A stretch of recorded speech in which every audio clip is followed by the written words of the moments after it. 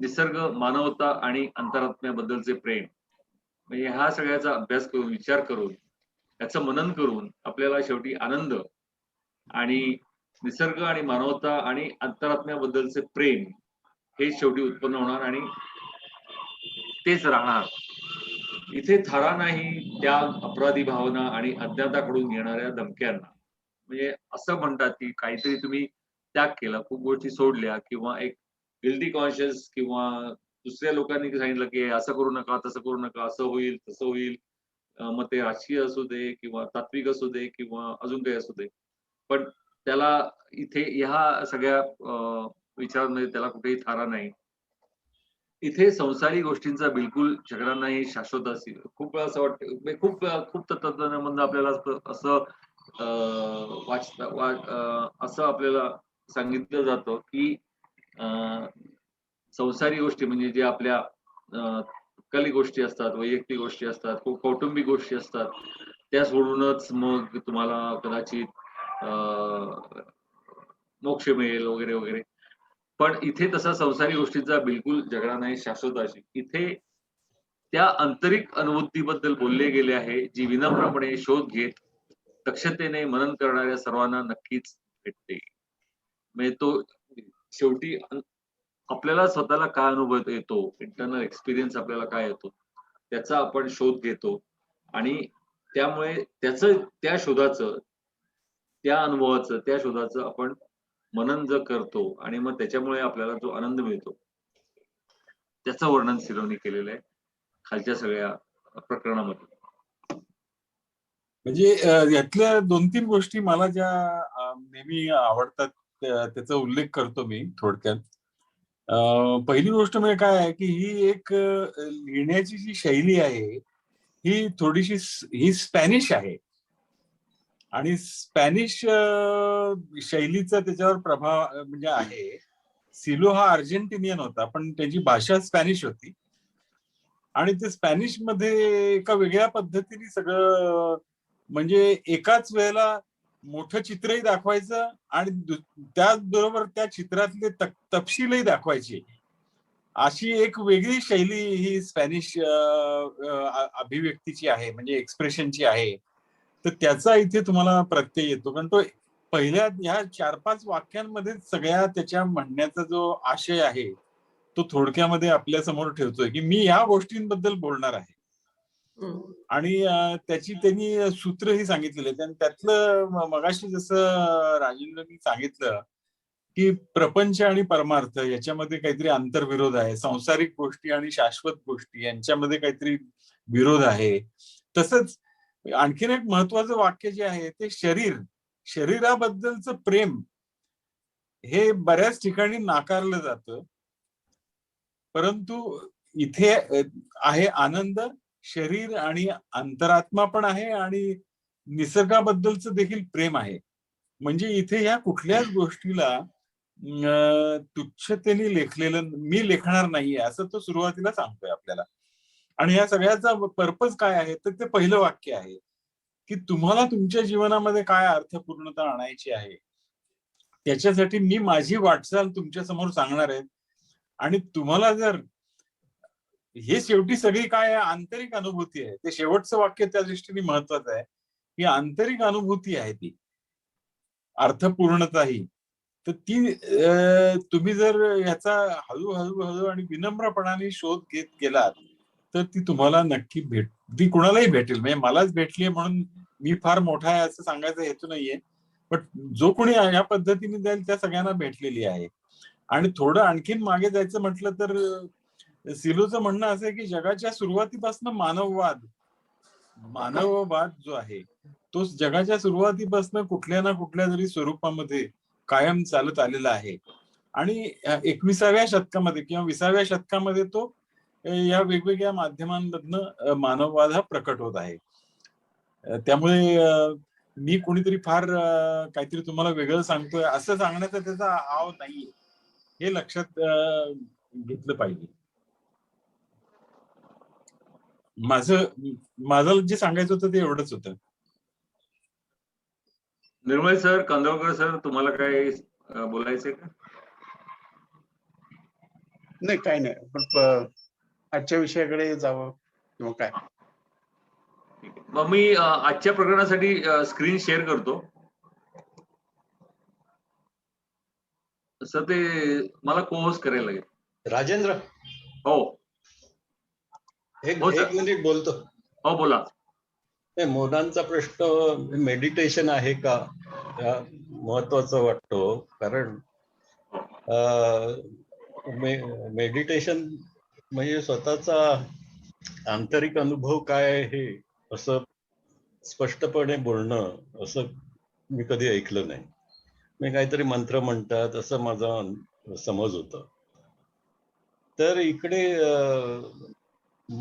त्यांनी महत्वाचं केलंय म्हणजे जे कन्व्हेन्शनल धर्म आहे त्यातलं जे सो-कॉल्ड आध्यात्मिक भाग आहे त्याच्यापेक्षा हे वेगळं आहे, म्हणून मला ते अपील होते. कारण तिसरं वाक्य बघितलं तर अपराधी भावना, गिल्ट वाटणं आणि अज्ञाताकडून येणाऱ्या धमक्या, म्हणजे ह्या जन्मानंतर काय होणार असं काहीतरी चित्र रंगवणं आणि तुमच्या मनात गिल्ट करणं, ही ख्रिश्चनिटीमध्ये पण झालेली आहे, ओरिजिनल सीन वगैरे. तर त्याला इथे काहीच थरा नाही असं तो स्पष्टपणे म्हणतो. आणि नंतर प्रत्येक दिवशी त्याला आंतरिक अनुभव, त्याला आम्ही एकदा बोलताना साक्षात्कार काय झाला असं आपण म्हणतो, तसं प्रत्येक दिवसात त्याला नवीन काय सत्य सापडलं असं तो बोलत राहतो सहजपणे अगदी. आणि या सगळ्या प्रोसेसचा मला महत्वाचा फायदा वाटतो की प्रत्येक वेळेला आम्हाला त्याचा नवीन अर्थ सापडतो. त्यामुळे हे कोण लीड करते वगैरे असं राहत नाही, प्रत्येक जण आपल्याला त्या दिवशी काय समजलं असं सांगत राहतो. तर अशा प्रकारचं हे मेडिटेशनच आहे आणि वेगळ्या प्रकारचं आहे, एवढं सांगतो. मनन शब्दाचा अर्थ काय? तो भुपटकर सरांनी अतिशय फार अपील झालं. ते ओरिजिनल इंग्लिश मध्ये लिहिलंय ते मेडिटेशन आहे शब्द. तर त्यांनी तो मनन लिहिलं ते मला एकदम पटलं, कारण हे मेडिटेशन करण्याचा मार्ग मननाचा आहे आणि आम्ही मननाच्या मार्गानेच ते समजून घेतोय. म्हणजे त्यांनी जो अनुभव सांगितलाय त्याचं मनन करतोय. आणि त्यातून काय चिंतन आणि मनन ह्याच्यात फरक आहे ना? हा, चिंतनापेक्षा वेगळं आहे नक्कीच. आधीची स्टेज आहे आणि जास्त ती भिडणारी आहे अनुभवाला. चिंतनला इंग्लिश शब्द काय आहे? रिफ्लेक्शन म्हणू शकाल काय, पटकन सांगतील. कॉन्टेम्प्लेशन म्हणता येईल, कॉन्टेम्प्लेशन. निर्मळ सर, तुमच्या चेहऱ्यावर प्रकाश नाहीये. निर्मळ सर, मगाशी तुमच्या चेहऱ्यावर प्रकाश होता. काय झालंय, मी जर आज कोविडची लस घेऊन आलोय. अरे, त्यामुळे जरा थोडस बसताना जरा हालचाल होते माझी, बाकी काय. मी थोडा वेळ अटेंड करणार आहे. चालू द्या. ओके. सो मनन इज म्हणजे मनन केल्याशिवाय चिंतनाकडे तुम्ही जाऊ शकत नाही असं तुमचं म्हणणं आहे का? मनन म्हणजे काय असतं की तो विचार आपल्या मनामध्ये मुरवायचा आणि तो मग आपल्या संपूर्ण म्हणजे अनुभवात तो किती भिनतोय हे बघायचं. चिंतन हे वैचारिक पातळीवर आहे, थोडस वैचारिक विचार आहेत, कल्पना आहेत, परंतु मनन मध्ये अनुभूती आहे असं थोडस म्हणता येईल. म्हणजे आपण त्याच्यावर ते फार त्याच्याबद्दल आधी असं आहे का तसं आहे का अशी प्रश्न न विचारता आधी ते मनामध्ये मुरवायचं आणि मग त्याच्याकडे बघायचं. समजतंय.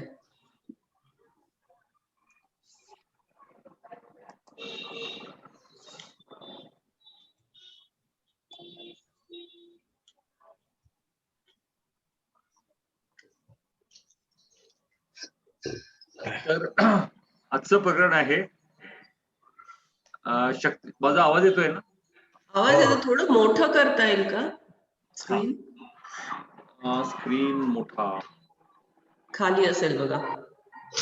उजव्या कोपऱ्यात. हा नाही हे नाही हे फोनवर जर असाल तर स्क्रीन मोठा करता येतो आणि लॅपटॉपवर असेल तर मग तुम्हाला स्वतःला करता येतं ते मोठं. नाही तुमच्या स्क्रीन, तुमचा जो वर्डचा स्क्रीन आहे किंवा कुठे आहात तुम्ही? वर्ड मध्ये आपला जो स्क्रीन आहे त्याच्यावर मोठं करता येतं पिंच करून. हा ओके, हा दिसतंय, ठीक आहे. शक्तीचा ऱ्हास आणि दमन. एक नियंत्रणाबाहेर गेलेल्या गोष्टींमुळे शक्ती सर्वात जास्त प्रमाणात वाया जाते. यामध्ये कोणत्या गोष्टी येतात पहा. सुसाट कल्पनारंजन, नको त्या चौकशा, वाटेल त्या बाष्कळ गप्पा, अमर्याद कामुकता आणि निरुद्देश आणि अनिर्बंध रिकामटेकडे उद्योग. अर्थात इथे हे लक्षात घेतले पाहिजे की बरेच जण या गोष्टीकडे ओढले जातात कारण त्यांच्या मनावर कुठले ना कुठले ताण असतात आणि या गोष्टी केल्या नाहीत तर त्यांना ते ताण असह्य होतात. त्यामुळे आणि या कृतीमधून जे काही साध्य होऊ शकते ते पाहता तुम्हाला हे पटेल की शक्तीच्या या ओघाला दाबून न टाकता त्याला योग्य वाट घालून दिली पाहिजे. 2. लैंगिकतेबद्दल बोलायचे तर आपल्याला अतिशय यथार्थपणे तिच्याकडे पाहता आले पाहिजे. या क्रियांचे कदापि दमन करता कामा नये कारण त्यातून मरणप्राय परिणाम आणि अंतर्विरोध उद्भवतात. लैंगिकता ही लैंगिक कृतीकडे स्वाभाविकपणे जाणारी आणि त्या कृतीत संपुष्टात येणारी गोष्ट आहे. त्यामुळे तिचा कल्पनाशक्तीमध्ये संचार होऊ देणे आणि तिच्यासाठी नवनवीन उपभोगाची हाव उत्पन्न होऊ देणे हे उपयोगाचे नाही.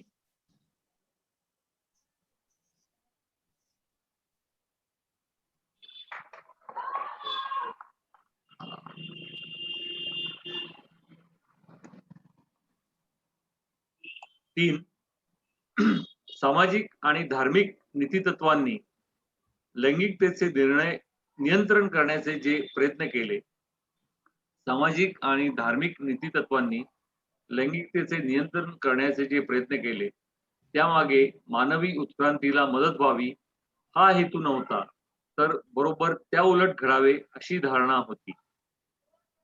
4. ही शक्ती म्हणजे शरीराच्या अंतर्गत प्रवाही असणाऱ्या चेतनेचे रूप जर दुथडी भरून वाहू लागली तर ती आपल्या जाणीवेच्या धुसर प्रदेशात पोहोचते. तिथे मग जारण मारण चेटूक मंत्रतंत्र करणारे उत्पन्न होतात आणि लोकांच्या यातना, जीवनाची धुळधाण आणि विद्रुपता पाहून त्यांना आनंदाच्या उकळ्या फुटतात. काही समाज आणि संस्कृतीमध्ये न्यायकर्ते आणि अपराधी या दोहोंमध्ये गुन्हेगारी प्रवृत्ती दिसून येत असे. इतरत्र विज्ञान आणि प्रगती यांच्यासाठी जे जे चालेल त्यांचा छळ मांडला गेला कारण ते तर्कदृष्ट, गूढ, धुसर आणि दडपणुकीच्या सर्व प्रकारांना विरोध करत होते. 5. काही आदिम समाज तसेच काही प्रगत संस्कृती म्हणून गणल्या गेलेल्या समाजात अजूनही लैंगिकतेचे दमन चालते. दोन्हीचे उगमस्थान वेगळे असले तरी दोन्ही ठिकाणी फार मोठा विध्वंस पाहायला मिळतो.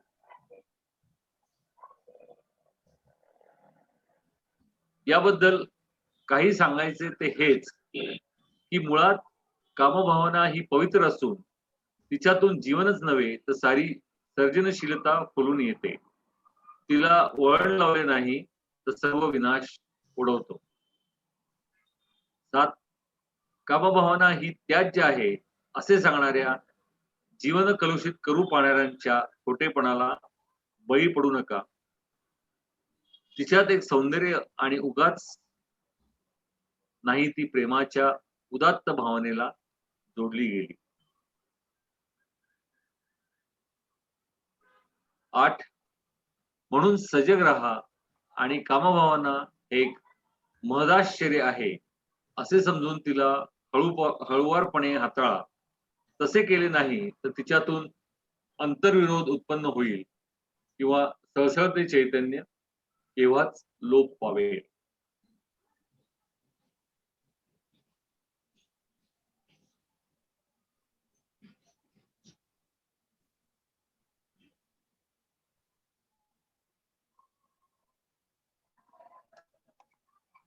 असं हे 17वं शक्तीचा ऱ्हास आणि दमन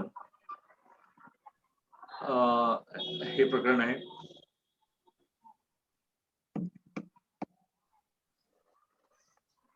गेल्या 1-2 प्रकरणात आपण 15व्या आणि 16व्या मध्ये आपण शांतीचा अनुभव आणि शक्तीचे प्रक्षेपण त्यामध्ये बघितलं आणि त्यावेळेला त्या शक्तीचा अनुभव सुद्धा आपण काही जणांनी आपण सर्वांनी घेतला आणि आता त्या शक्तीचं नियंत्रण जर झालं नाही आणि त्या शक्तीचा ऱ्हास किंवा दमन झाला तर काय होऊ शकतं आणि त्या शक्तीमध्ये जी लैंगिकतेची शक्ती आहे जी प्रत्येक मानवात असते, प्रत्येक सजीवात असते, त्याचा उहापोह इथे सिलोनी केलेला आहे.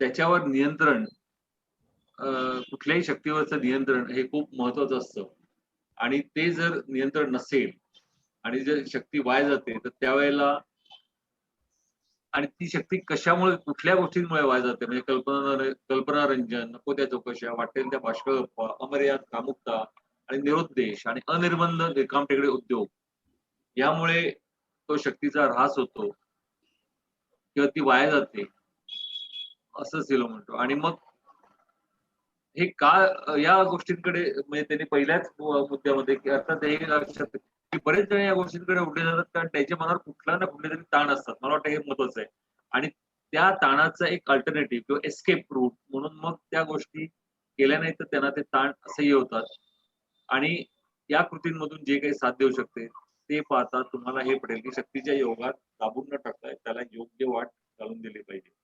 त्यामुळे मग जे इतर गोष्टींमुळे ताण असतात त्या ताणाचा परिणाम हा त्या आपल्या शक्तींच्या नियंत्रणावर होतो असं सिलोने ठामपणे म्हणतात. आणि मग त्याच्यानंतर मग त्यांनी लैंगिकता की जी एक अजून एक शक्ती असते मी आधी म्हटलं तसं त्याचं त्यांनी एकदम सार्थपणे विवेचन केलेलं आहे की त्याचा कसा वापर करता येईल, क्रिएटिव्हिटीसाठी कसा त्याचा वापर करता येईल किंवा ती जी शक्ती जर व्यवस्थित वापरली गेली नाही तर कसा माणसाचा ऱ्हास होतो किंवा आयुष्याचा ऱ्हास कसा होतो त्याचंही त्याने वर्णन केलंय. म्हणून मी इथे थांबतो.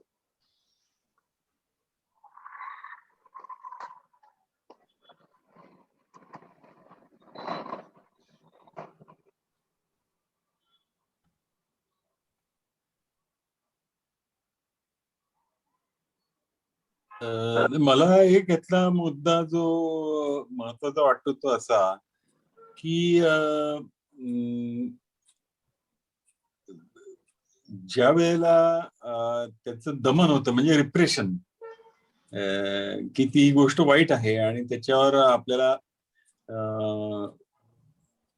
हे तुमचं पुढचं मला दिसत नाही इथे का दिसत नाही माहित नाही.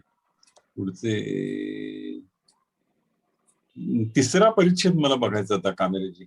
हा एक मिनिट सर, एकच मिनिट.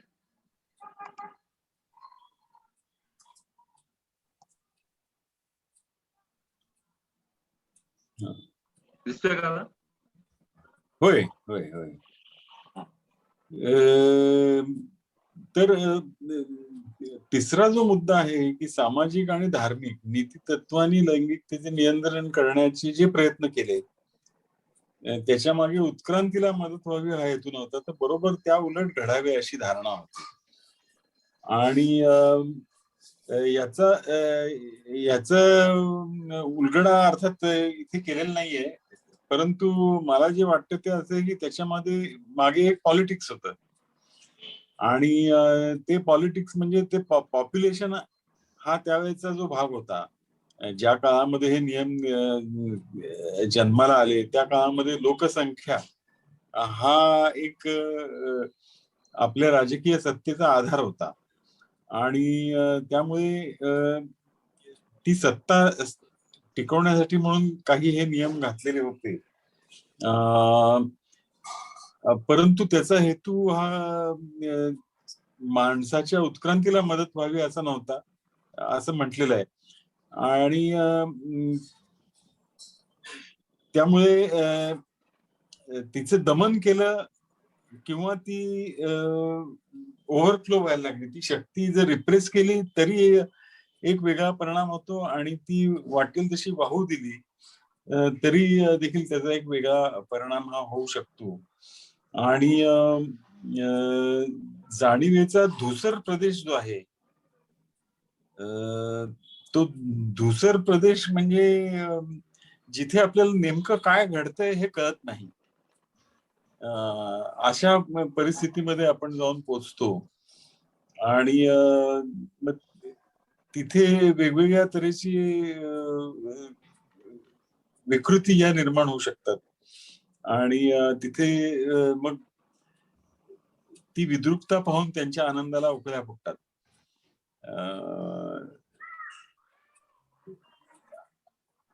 हा जो भाग आहे, हा त्या म्हणजे त्याचं जे पॉलिटिक्स आहे सेक्सचं, त्याच्याशी संबंधित आहे असं मला वाटतं. आणि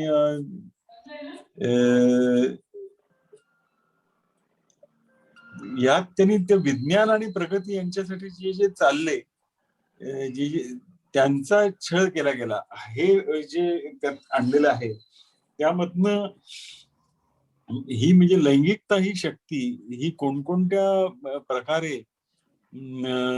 उच्छाद मांडू शकते, म्हणजे जर ती नियंत्रणामध्ये ठेवली नाही तर त्याचा किती उच्छाद मांडू शकते, ह्याचं थोडस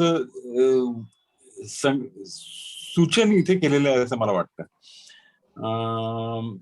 आणि त्यामुळे जे काही गूढ आहे, धूसर आहे, तर्कदुष्ट आहे आणि दडपणुकीचं आहे, त्याला विरोध करणं हे विज्ञानाचा एक भाग होता आणि तोच प्रगतीचा एक मार्ग होता. आणि त्यामधल्या सगळ्यात जो महत्वाचा भाग होता तो म्हणजे हा लैंगिकतेचा होता. आणि 20व्या शतकाच्या सुरुवातीला अमेरिकेमध्ये याबद्दल वैज्ञानिक संशोधन झालं, आणि त्याच्या आधी अर्थातच इंग्लंडमध्ये काही लोक वेगवेगळ्या मार्गाने त्याला तोंड देण्याचा प्रयत्न करत होते.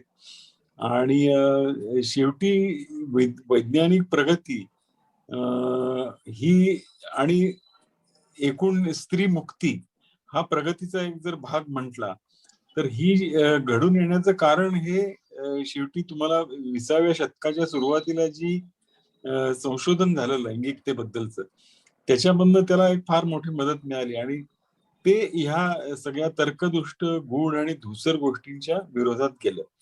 आणि त्या संशोधनातला एक फक्त महत्वाचा निष्कर्ष हा मला इथे सांगावा असं वाटतं, तो असा होता की ह्या मास्टर्स आणि जॉन्सन आणि किन्से रिपोर्ट असे ते 2 सायंटिफिक स्टडीज होत्या लैंगिकतेबद्दलच्या. आणि त्यांनी जो हादरा दिला तो त्यापूर्वी जे सगळे म्हणत होते त्यामध्ये फ्रॉइड हा देखील होता.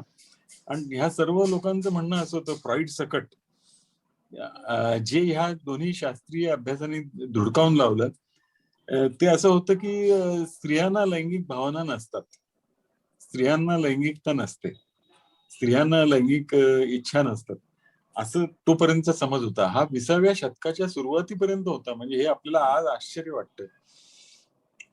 आणि त्या समजुतीला ह्यांनी एक धक्का दिला ह्या दोन्ही स्टडीजनी. आणि त्यामुळे बऱ्याच प्रमाणामध्ये एकूण सामाजिक आणि धार्मिक वातावरणामध्ये आणि त्या नीतितत्वांना हादरा हा फार मोठ्या प्रमाणात बसला. तर एवढंच मला या निमित्ताने इथे मला आठवलं ते मी सांगितलं.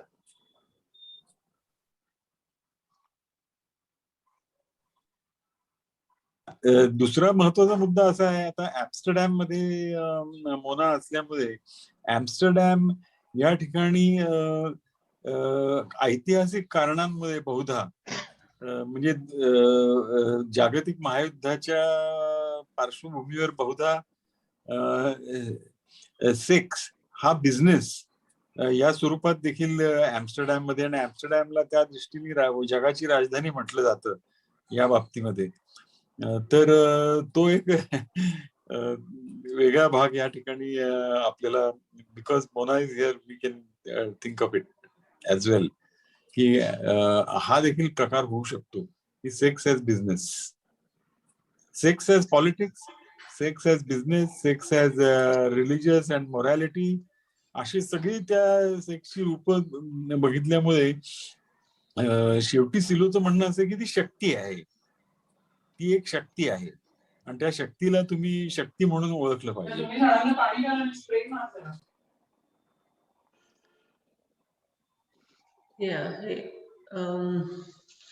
आय मीन शक्ती आहे आणि इथे लीगल आहे, हा फरक आहे. मला वाटतं त्या शक्तीला रेकग्नाइज करून त्याला लिगलाइज केलंय का नाही मला माहिती नाही, पण एक मात्र आहे की मी इन जनरल बोलते, युरोपमध्ये आणि विशेषतः हॉलंडमध्ये, ॲम्स्टरडॅममध्ये रिप्रेशन नाहीये असं जनरली दिसतं, जे आपल्या सोसायटीमध्ये दिसतं. आणि आपल्याकडे कितीतरी अशी उदाहरणं आहेत की रिप्रेस्ड सेक्शुअलिटीमुळे काय काय क्रूर गोष्टी घडलेल्या आहेत. म्हणजे अगदी ते निर्भयाचं प्रकरण बघता, किंवा म्हणजे हे जे रेप जी प्रकरणं होतात ती माझ्या मते सर्व रिप्रेस्ड सेक्शुअलिटीचं मॅनिफेस्टेशन आहे. की म्हणजे एक मी माझा अनुभव सांगते, आणि मी जेव्हा इथे PhD करायला आले 2004 मध्ये, तेव्हा मी स्टुडंट डॉर्म मध्ये राहत होते. आणि डॉर्म्स मध्ये आपल्याकडे कसं हॉस्टेल्स, मुलाचं हॉस्टेल वेगळं आणि मुलींचं वेगळं, आणि इकडून तिकडे जायला परवानगी नाही, खूप स्ट्रिक्ट असतं व्हिजिलन्स वगैरे.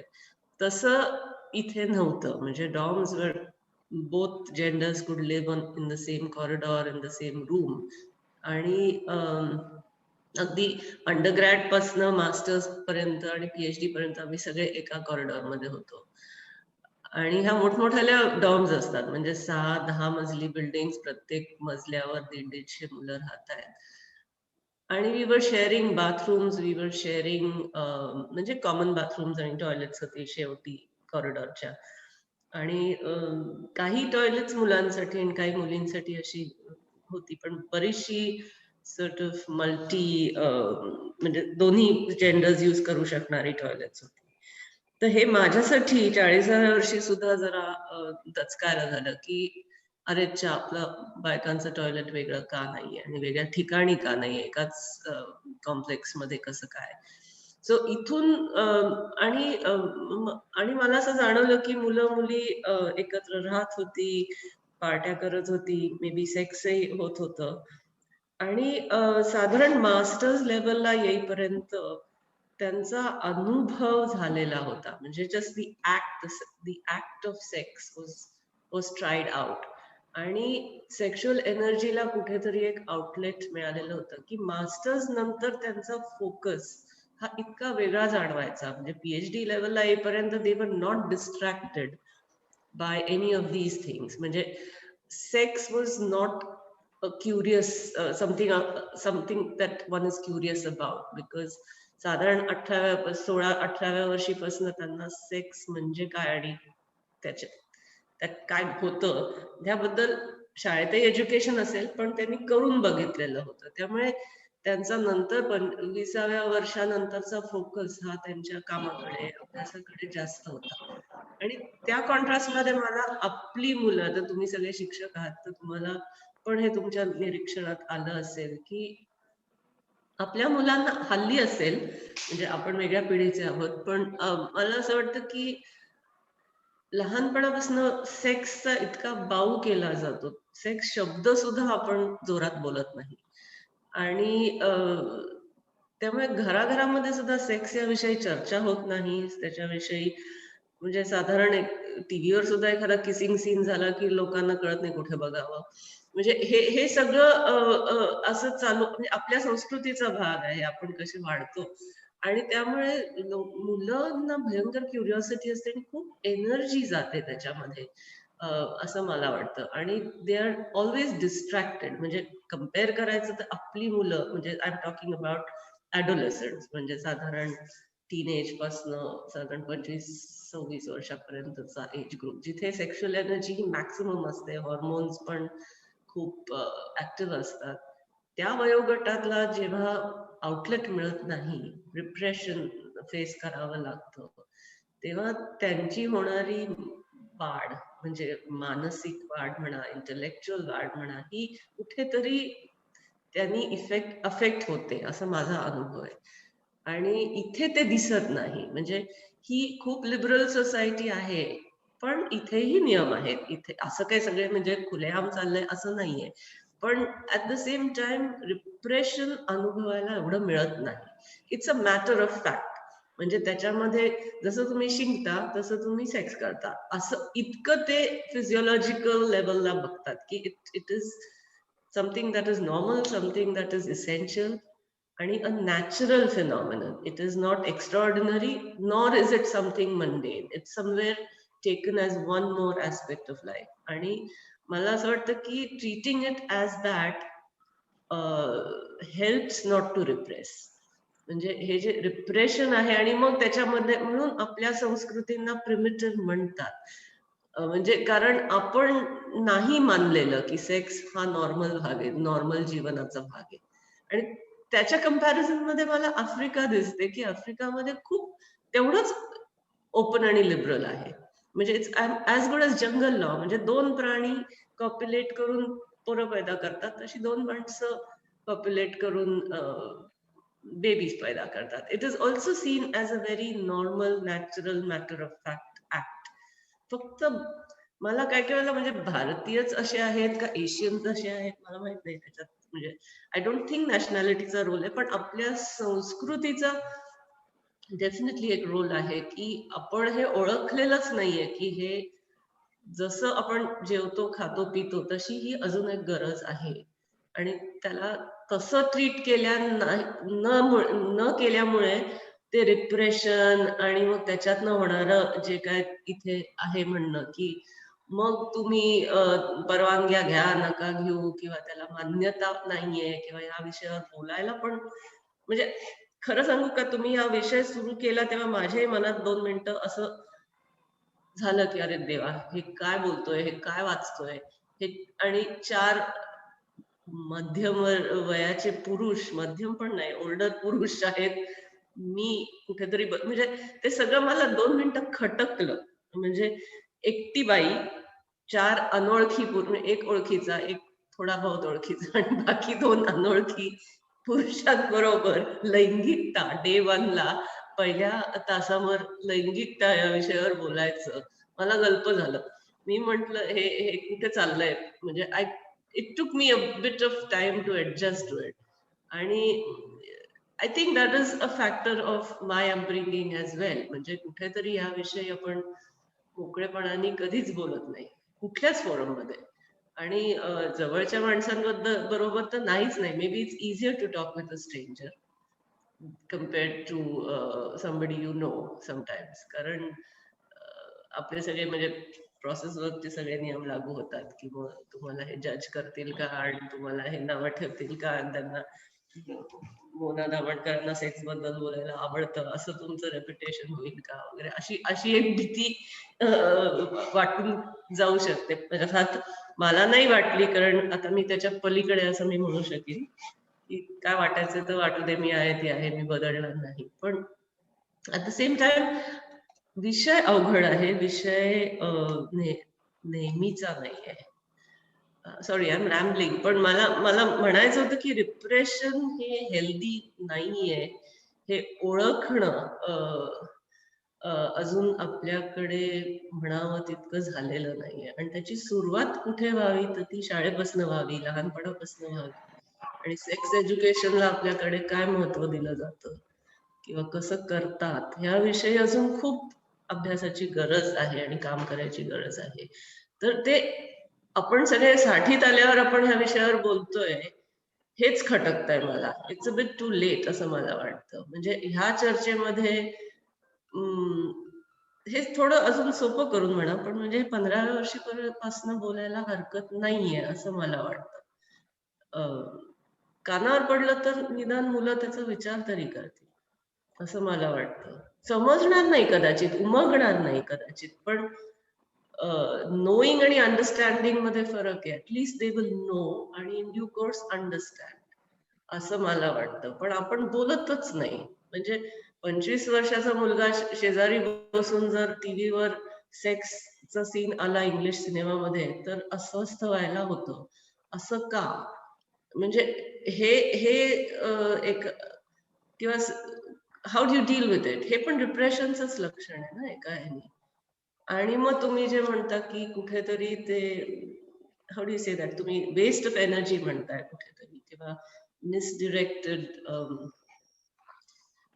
म्हणजे it does, then you get conflicted, you start wondering about it, आणि किती तुम्ही त्याच्यामध्ये वेळ घालवता आणि एनर्जी घालवता हे तुमच्या लक्षात येतं. So if you treat it matter of fact, you will not spend valuable time and energy on it, असं मला वाटतं. मी थांबते इथे कारण I am just going on and on. पण म्हणून त्याचा संबंध जो आहे रिप्रेशनशी, तो दोन गोष्टींमध्ये आहे. एक म्हणजे ती शक्ती आहे आणि ती जर तुम्ही दमन केली तर त्याचे वेगळे परिणाम होतात, दुष्परिणाम होतात. हे आपल्या समाजाने कधी ओळखलं नाही. आणि दुसरी गोष्ट, ती शक्ती आहे आणि तिचं तुम्ही जर दमन केलं, तिचं जर दमन केलं तुम्ही, तर तुम्ही ऍक्च्युली त्यातनं स्त्रियांचं दमन करत असता समाजाच्या पातळीवर बघितलं तर. म्हणजे तुम्ही स्त्रियांना स्वातंत्र्य देत नाही तिचं दमन करण्यासाठी.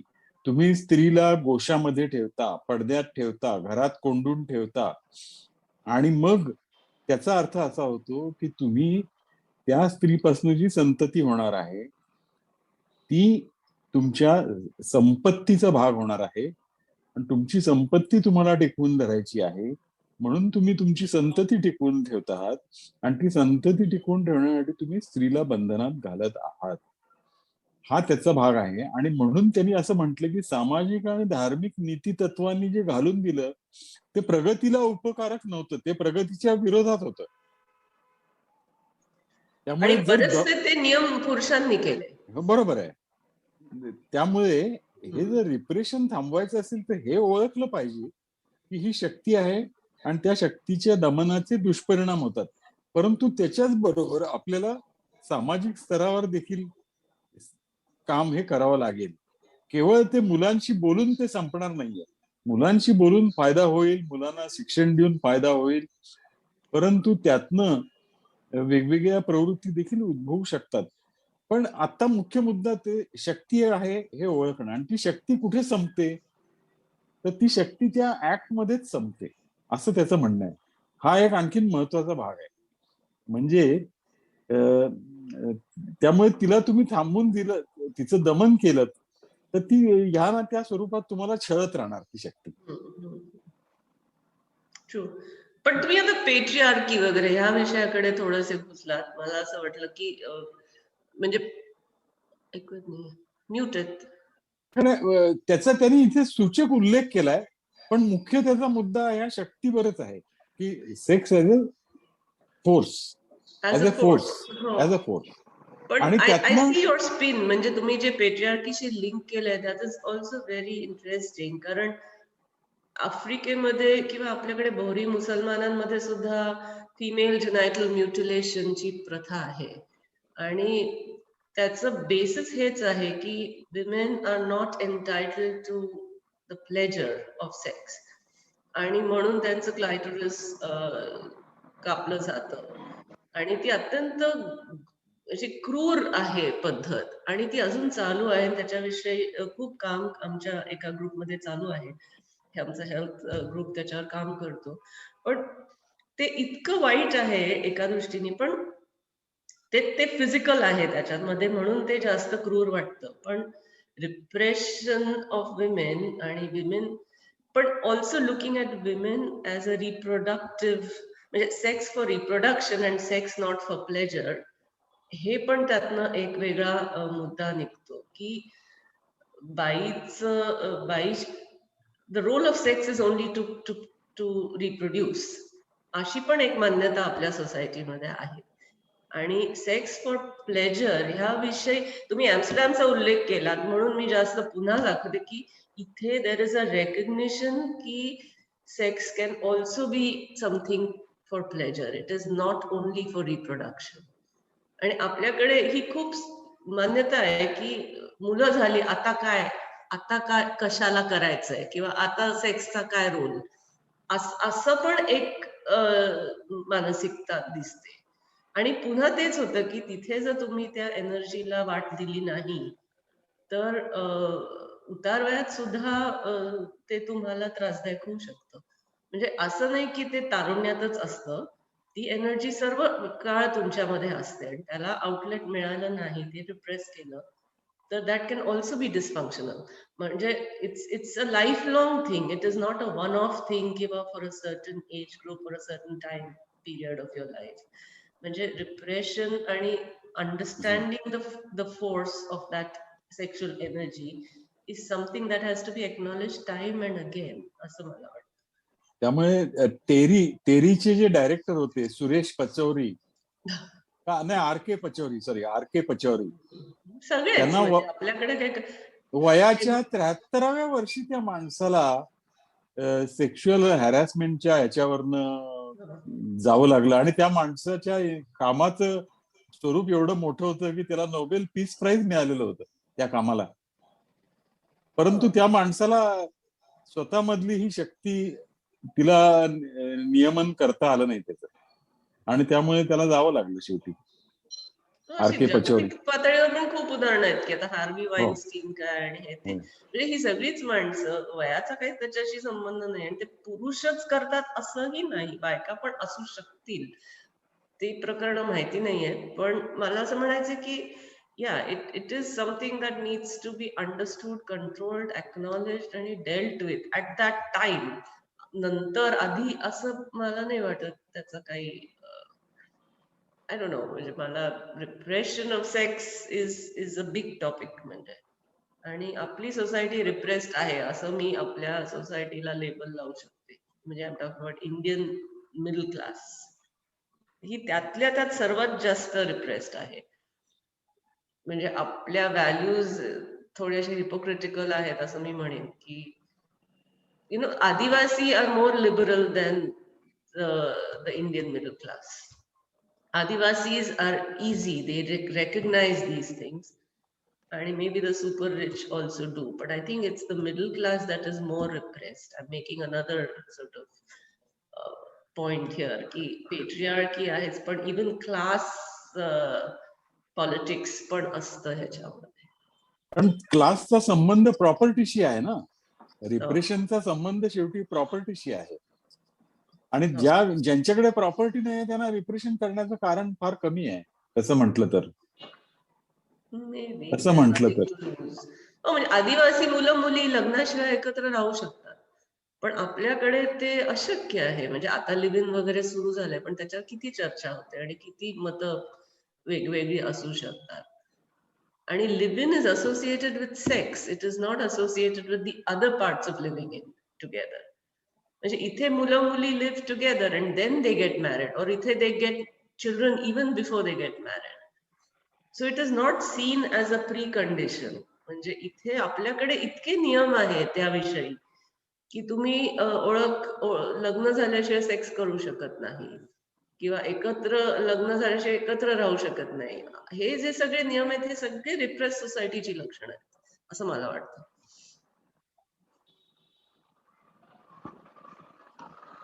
म्हणजे मी मुद्दा क्रमांक 5 वर जरा अडकले की आदिम समाज जे तुम्ही म्हणताय ते आपण आहोत. प्रिमिटिव्ह, आदिम म्हणजे प्रिमिटिव्ह ना. प्रिमिटिव्ह आणि प्रगत संस्कृती म्हणून गणल्या गेलेल्या समाजात अजूनही लैंगिकतेचे दमन चालते.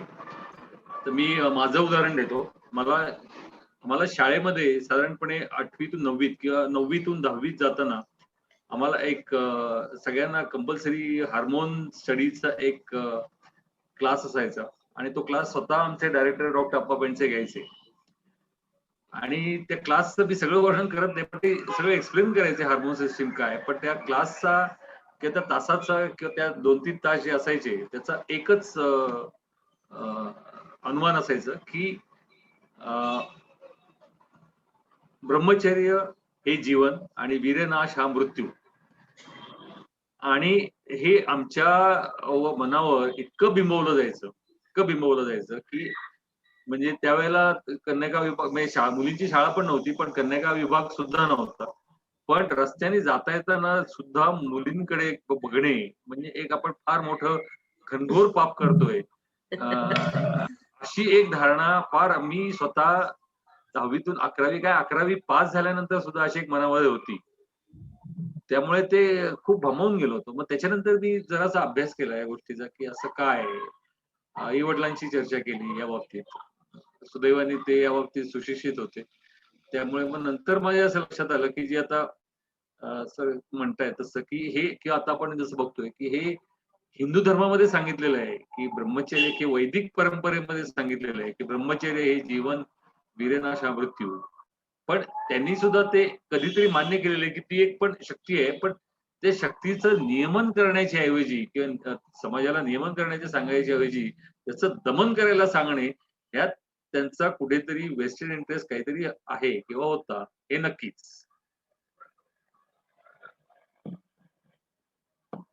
तुमची शाळा प्रबोधिनी का?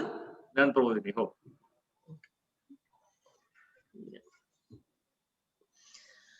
Well, yeah. राजेंद्र ऐकू येते?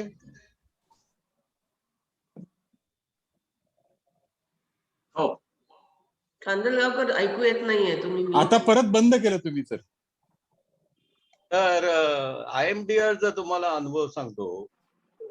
तिकडे एक आम्ही एक विषय इंडिव्हिज्युअल अँड इंडियन सोसायटी, तर सेकंड इयरचा कोर्स.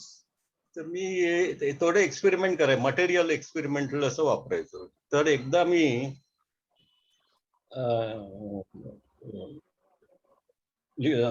रोमॅन्टिक फिक्शन म्हणजे पॉप्युलर फिक्शन आपलं निल्स अँड बूनची कादंबरीतलं एक पॅरेग्राफ किंवा 2 पॅरेग्राफ आणि D.H. लॉरेन्सचं कादंबरीतले 2 पॅरेग्राफ असे रोमॅन्टिक सीनचं वर्णन होतं. तुम्हाला सांगतो पोस्ट ग्रॅज्युएटची मुलं म्हणजे ती वाचायला द्यायचं मी आणि मग 10 मिनिटांनी चर्चा करायची.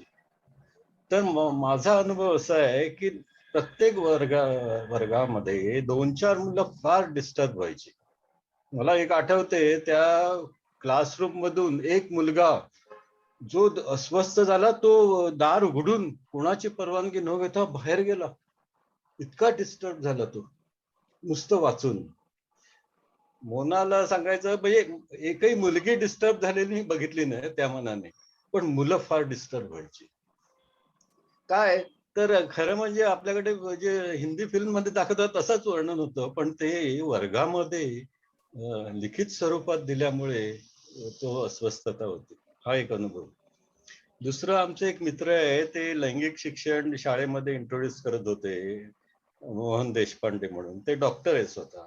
त्यांचा अनुभव असा की विरोध हा विद्यार्थ्यांकडून होण्यापेक्षा शिक्षकांकडून होत होतं, कारण त्यांचंच शिक्षण नाही हो, कळलं की नाही. आणि त्याचं महत्वाचं कारण आता तुम्ही म्हणालात हे हा एवढा महत्वाचा विषय एकदम डायरेक्टली आज घेतला तुम्ही, तसं नाहीये. सिलोनी सुद्धा पुस्तकात 17वं प्रकरण आहे ते, आणि त्याच्या आधीचं प्रकरण हे सुद्धा शक्तीबद्दलच आहे, पण ती आध्यात्मिक शक्तीबद्दल आहे. आणि त्यात त्यांनी रिलिजनचा उल्लेख केलेला आहे की धर्मगुरू आणि हे धर्माचे अधिष्ठाता असतात त्यांना आपण काहीतरी शक्ती असं मानतो, पण हे त्या आध्यात्मिक शक्तीचं एक्सटर्नलायझेशन केलेलं आहे. आणि हे सूत्र आहे सिलोच्या सांगण्यात की हे आंतरिक अनुभव आहे, ते आंतरिक अनुभव तसे न समजून घेता ते बाहेर एक्सटर्नल आहे असं तुम्ही करता. इकडे आजच्या डिस्कशन मध्ये ते सेक्शुअलिटी यांच्यावर प्रोजेक्ट होते, बायकांवर. तो आंतरिक अनुभव आहे असं करून कुठे चिंतन होते. आता हे सायंटिस्टचं उदाहरण दिलं त्यांनी, एवढ्या एज्युकेशन मध्ये कुठे सेक्स हा आंतरिक अनुभव आहे असं चिंतन केलंय का, की आपल्याला ती सोय आहे का? हा खरा मला प्रश्न वाटतो. प्रत्येकाला आंतरिक अनुभव असतोच, आणि म्हणून राजेंद्रनी जो पहिलं चॅप्टर वाचलं त्यातलं चौथं स्टेटमेंट काय, इथे संसारिक गोष्टीचा बिलकुल झगडा नाही, शाश्वत असे. बॉडीचा माइंडशी झगडा, रिलिजनचा हे मटेरियलची झगडा, असं सारखं आपण बंद करून टाकलेलं आहे. याचं कारण आपण आंतरिक अनुभव काय आहे, अनुभव सुद्धा आंतरिकच असतो. हे सुद्धा मला सिद्धकडूनच कळलं की बाहेरून आहे असं आपल्याला वाटते, पण तो खरा अनुभव आंतरिक असतो. तर ह्या डेप्थ वर गेलेल्या मनुष्याचं वाचताना मला फारच आनंद व्हायला लागला की काय कोणीतरी एक सांगितलं बाबा काय आहे रहस्य. एवढं थांबतो. जेव्हा आता दुसरा गोष्ट अशी आहे की जेव्हा आपण शक्ती म्हणतो ना, शक्ती, तेव्हा ती शक्ती ही आपल्यामध्ये असते, म्हणून तो आंतरिक अनुभूतीचा भाग आहे. शक्ती म्हटल्यानंतर ती आंतरिक आहे हे देखील आपल्याला ते लक्षात घ्यायला पाहिजे. आणि अंदावकर सर म्हणले त्याप्रमाणे आधीच्या प्रकरणामध्ये या शक्तीचं एक बाह्यातकारी रूप हे आपल्याला दिसतं. म्हणजे ते देवाची मूर्ती जागृत आहे, ते स्थान जागृत आहे, पण खरं म्हणजे तुझी भावना तिथे गेल्यामुळे तुझी भावना जागृत होतीये, ह्याच्याकडे लक्ष दिलं जात नाही. आणि मग त्या स्थानाचं मार्केटिंग सुरू होतं. ते स्थान मार्केटिंग करायला लागतात, ते गृहस्थ मार्केटिंग आयकॉन बनतात आणि ह्या सगळ्या गोष्टी मग शेवटी मार्केटिंग मध्ये जाऊन बसतात आणि ते तुमच्या मनाचा ताबा घेतात. आणि त्यातला महत्वाचा भाग तुम्हाला तुमच्या आंतरिक अनुभूतीपासून तोडलं जातं. बरोबर. तर हा शक्ती म्हटल्यानंतर ती शक्ती ही आंतरिक आहे. तुम्ही बोलताना एक दोघही म्हणजे मगाशी कांदलगावकरांनी जो उल्लेख केला अबाउट तुम्ही रिलिजियस शक्ती किंवा इंटरनल अवेअरनेस, दोन व्यक्ती मला डोळ्यासमोर येऊन गेल्या. एक म्हणजे आसाराम बापू आणि ओशो. आणि ही सो कॉल्ड स्पिरिच्युअली अराइव्ड माणसं आहेत आपल्या बघण्यात. आणि आसाराम बापू आज जेलमध्ये आहेत फॉर सेक्शुअल असॉल्ट आणि काय त्यांनी केलं. आणि ओशोची ख्याती पण रेप्युटेशन मध्ये जास्त बघितलं तर ओशोचं इंटेलिजन्स आणि स्पिरिच्युअलिटी बरोबर त्याचं सगळं हे सेक्स विषयीचं जे काय म्हणणं होतं त्याच्याकडे सुद्धा आपण एका वेगळ्या नजरेने बघतो. आणि linking it to what you just said की तुम्हाला त्या व्यक्तीबद्दल त्या व्यक्तीतली शक्ती कधी जाणवते जेव्हा तुमच्या आतली शक्ती जागी होते. तर ह्या दोन व्यक्तींबद्दल म्हणजे त्यांना आपण गॉडमन म्हणतो आणि मला व्यक्ती पूजा मान्य नाहीये, पण ओशोकडे एक मी आकर्षित होते. आणि का, कारण कदाचित ओशो जे सांगतात किंवा जे त्यांनी लिहिलं आहे ते वाचताना कुठेतरी माझ्यातल्या काही गोष्टी जाग्या होतात. आणि the reference to sexuality that Osho makes in his discourses म्हणा किंवा in his writing is also somewhere liberating my repressed sexuality is what I experienced. I don't have to do anything about it, but at the same time I feel that, आणि not me Vipassana पण करते, पण विपश्यनेमध्ये sexual एनर्जीचा उल्लेख नाहीये कुठे. तो मेडिटेशनचा प्रकार आहे, श्वासावर नियंत्रण वगैरे अशा, म्हणजे त्याच्यात पण वेगवेगळ्या शक्ती जागृत होतात, पण असं काय म्हणायचं त्यांनी सेग्रिगेट केलेलं नाही कुठली एनर्जी काय. पण मला असं म्हणायचं की ओशोकडे आकर्षित होण्याचं कारण मला कुठेतरी आता जाणवलं की ओशोवर विश्वास ठेवताना किंवा ओशोचं लिखाण आवडण्यामागचं कारण एक हे असू शकतं की ते वाचताना मला कुठेतरी लिबरेटेड फिलिंग येतं. पण on the other hand Asaram बापूच्या गोष्टी ऐकताना घाण वाटते, घृणा येते आणि समहाव तो स्लीझी आहे माणूस, तो घणेरडा आहे माणूस असं फिलिंग येतं. सो कदाचित मासेसना तिथे जाऊन सुद्धा तशीच अनुभूती येत असावी, कारण त्याच्या मागे पण खूप मोठं फॉलोईंग आहे. म्हणजे तो आता जेलमध्ये आहे वेगळ्या ज्या कारणासाठी, पण त्याची जर त्याची नजर म्हणा किंवा त्याचं जे बॉडी लँग्वेज आहे किंवा काय तो करत होता. कधी आसाराम बापूचे डिस्कोर्सेस पाहिलेले नाहीयेत, पण जे वाचनात आलं त्याच्यावरून असं जाणवतं की त्याचं पण प्रचंड मोठं फॉलोईंग आहे गुजरातमध्ये म्हणा किंवा कुठे. तर हे लोक त्या गुरुच्या मागे जातात, तिथे स्वतःच काहीतरी शोधायला जातात असं म्हणतात, आणि काय सापडतं त्यांना आणि त्याचा ह्या आत्ताच्या विषयाशी कसा संबंध आहे हे मला somehow, I mean, I'm thinking about it, but I'm just wondering ki whether is that one of the motivations to follow these people. But and it gets legitimized as a spiritual thing, but it's not only spiritual. It's spiritual, sexual, and much more than what. पण legitimacy spiritual ला मिळते, sexual ला मिळत नाही कुठेतरी. आणि ह्याच्या sorry, आता मी I am talking from the top of my head, पण मला हे जाणवलं, मी पालखी केली अनेक वर्षांपूर्वी, पूर्ण चालले, आणि एका दिंडीत होते मी, आणि तिथे सगळ्या महिलांची दिंडी होती, आणि मी बायकांशी गप्पा मारत होते की तुम्ही म्हणजे व्हॉट मेक्स यू डू दिस, तुम्ही दरवर्षी येता कसं. तर एक म्हणजे आम्हाला घरातनं बाहेर पडायला एक लेजिटिमेट कारण मिळतं, कारण दिंडी ही रिलिजियस आहे, आणि ऑब्व्हियसली म्हणजे तुम्हाला देवाचं करायला कोण नाही म्हणणार असं म्हणून आम्ही बाहेर पडतो. हा खरं कामाचा पिरियड असतो, पेरणी सुरू असते, पण आम्ही त्यातनं 22 दिवस काढू शकतो, थोडीशी विश्रांती मिळते. आणि त्यातल्या बऱ्याचशा ज्या यंगर बायका होत्या त्या सगळ्यांची प्रकरणं होती तिथे. They had affairs with men from different villages. नवरे नव्हते ते त्यांचे, आणि ही प्रकरणं आम्ही वर्षातनं एकदाच भेटतो दिंडीला. So that is another attraction to come to the palkhi, की आमचे बॉयफ्रेंड्स आहेत आणि खुलेआम करतात तिथे, कारण कोणाला पत्ताच नाही. 2 लाख लोकांमध्ये कोणाला कळणार आहे तुम्ही कुठे गेलात आणि काय केलं. पण आय वॉज जस्ट थिंकिंग की पेट्रिआर्कीला कसं तुम्ही चॅलेंज करू शकता, आणि finding legitimate ways to get what you want, आणि give an outlet to your repressed sexuality and find legitimacy for it, you know. So I don't know what to make of it, but हा अनुभव मला एकदम असा लक्षात आला की कुठेतरी तुम्ही आधीच्या प्रकरणाचं मी वाचलं नाहीये ते, पण आधीच्या प्रकरणाशी जेव्हा लिंक लावली, what I picked up from that is की even sort of this is an embedded energy. It's not either or.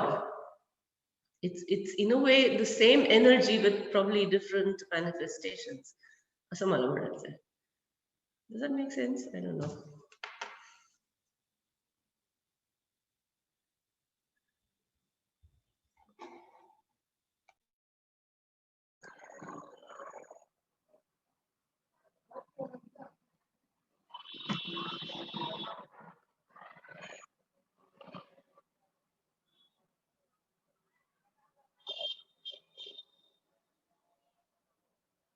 तर मला वाटतं आपण आता इथे थांबावं.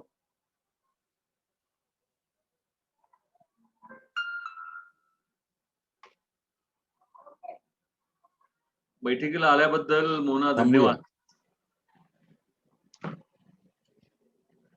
Piece, force and joy. शांती, शक्ती, आनंद. शांती, शक्ती, आनंद. आनंद. तुमचं म्यूट आहे. Stay safe.